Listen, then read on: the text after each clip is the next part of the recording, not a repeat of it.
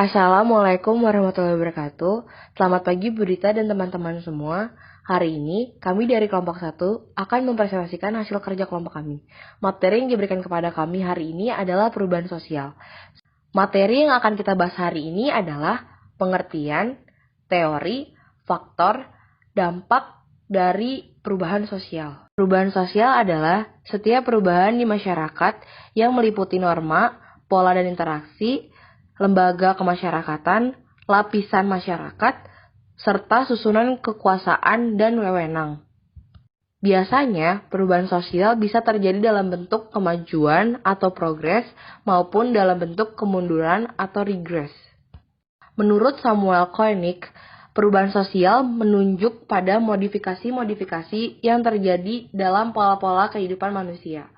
Dan menurut Kingsley Davis, perubahan sosial merupakan bagian dari perubahan kebudayaan yang mencakup semua bagiannya, yaitu kesenian, ilmu pengetahuan, teknologi, filsafat, bahkan perubahan dalam bentuk, serta aturan organisasi sosial.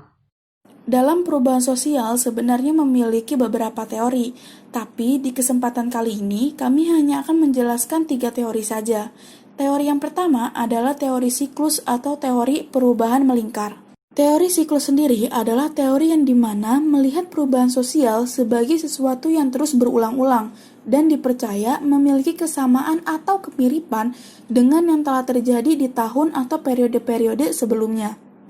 Maka dari itu, kalau kita gambar, garis teori siklus akan membentuk garis yang melingkar-lingkar seperti ini. Teori perkembangan atau teori linear adalah sebuah teori di mana penganutnya percaya bahwa perubahan dapat diarahkan kepada suatu titik tujuan tertentu, seperti dari masyarakat yang tradisional, lalu menjadi modern. Teori perkembangan kembali dibagi menjadi 2, yaitu teori revolusi dan teori evolusi. Seperti yang kita tahu, revolusi itu artinya sebuah perubahan yang terjadi dalam kurun waktu yang lambat. Dan untuk teori evolusi itu artinya perubahan sosial yang terjadi dalam waktu yang sangat cepat.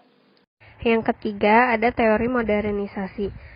Isi dari teori modernisasi menyatakan bahwa perubahan negara-negara terbelakang akan mengikuti jalan yang sama dengan negara-negara industri di barat atau yang negara-negara lebih maju gitu.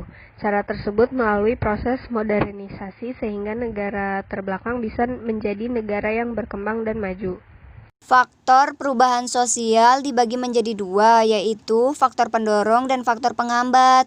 Nah, faktor pendorong sendiri itu dibagi menjadi 2, yaitu faktor internal dan faktor eksternal. Faktor internal seperti 1. Bertambah atau berkurangnya jumlah penduduk.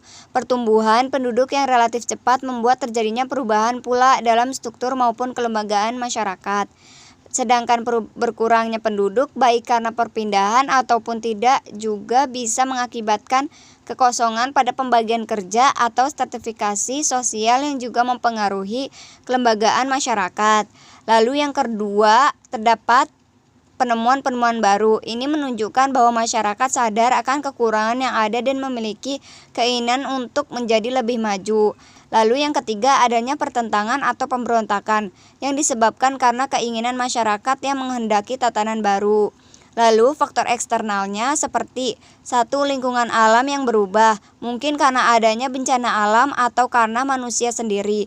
Lalu yang kedua, peperangan. Jika suatu negara saling berperang, pihak yang menang pasti akan menghendaki kebudayaan dan tatanan negaranya sendiri untuk berlaku juga di negara yang kalah. Lalu yang ketiga, pengaruh kebudayaan lain. Nah, setelah kita membahas tentang faktor pendorong dari perubahan sosial, sekarang kita masuk ke faktor penghambat dari perubahan sosial. Itu dibagi 2 menjadi faktor internal dan faktor eksternal.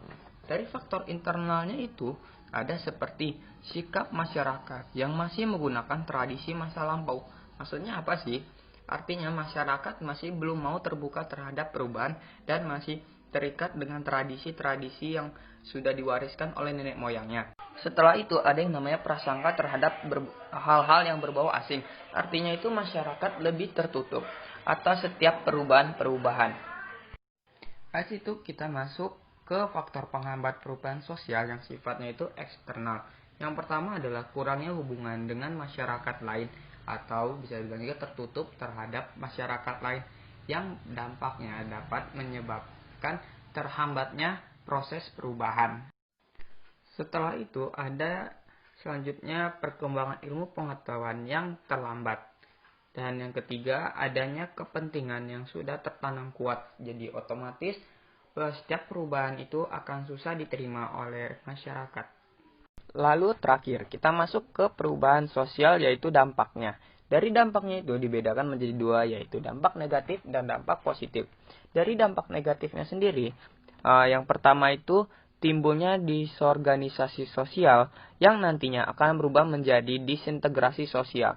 Itu sederhananya. Kalau misal lebih detailnya lagi, artinya itu timbulnya suatu proses yang berpudarnya nilai dan norma dalam masyarakat karena perubahan-perubahan yang terjadi pada lembaga sosialnya yang akhirnya berujung menjadi keadaan tidak bersatu yang menghilangkan keutuhan. Lalu yang kedua, adanya kehidupan tanpa aturan. Yang kalau sederhananya itu kayak menjadi kacau, masalah sosialnya itu meningkat drastis. Lalu untuk dampak positifnya itu yang pertama ada meningkatkan penguasaan iptek dan yang kedua adanya peningkatan dan perlindungan terhadap HAM. Sekian presentasi dari kelompok kami. Untuk teman-teman yang ingin memberikan pertanyaan, bisa langsung menuliskan pertanyaan di kolom komentar. Kurang lebihnya mohon maaf. Wassalamualaikum warahmatullahi wabarakatuh. Selamat pagi semua.